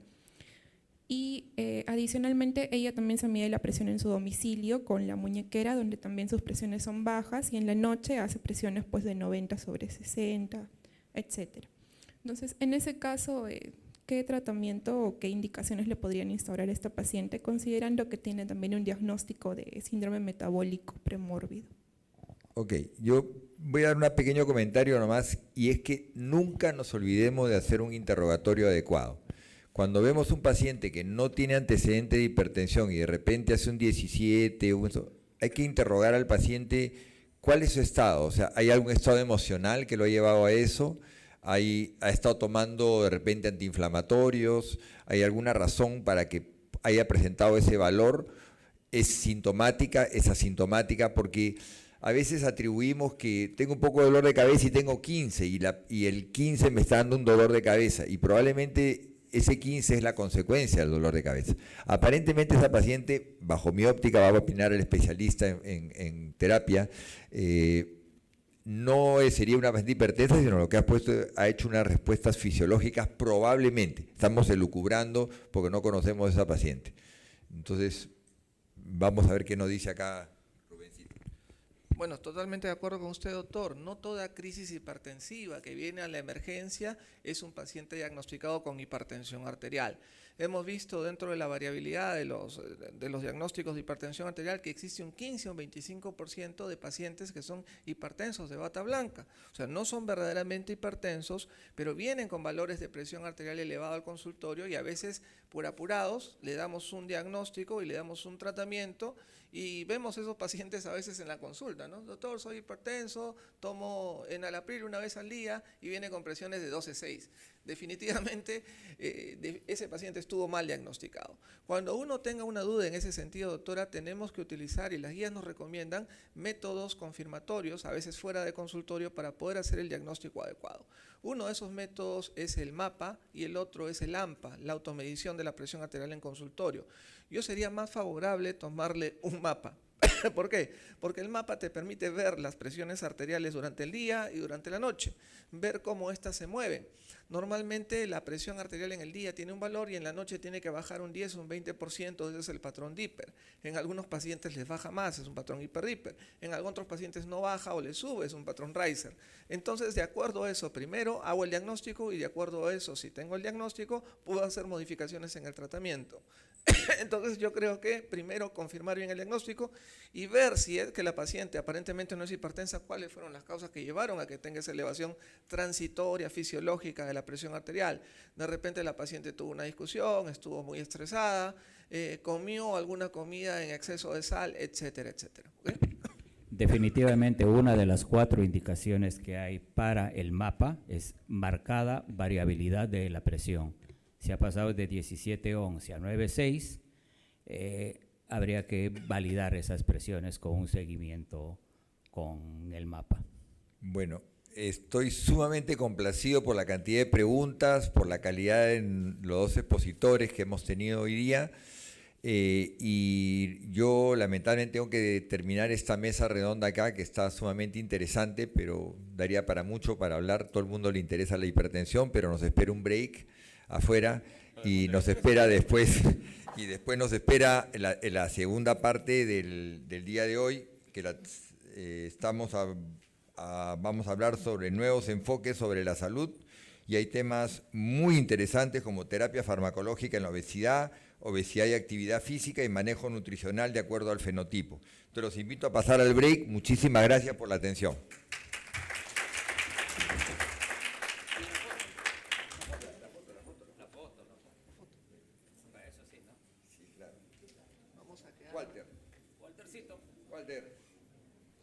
Waltercito.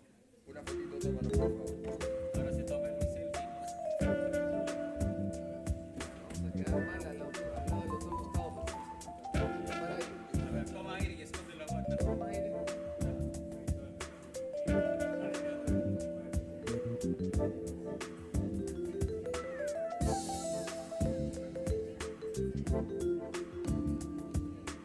Manda la foto.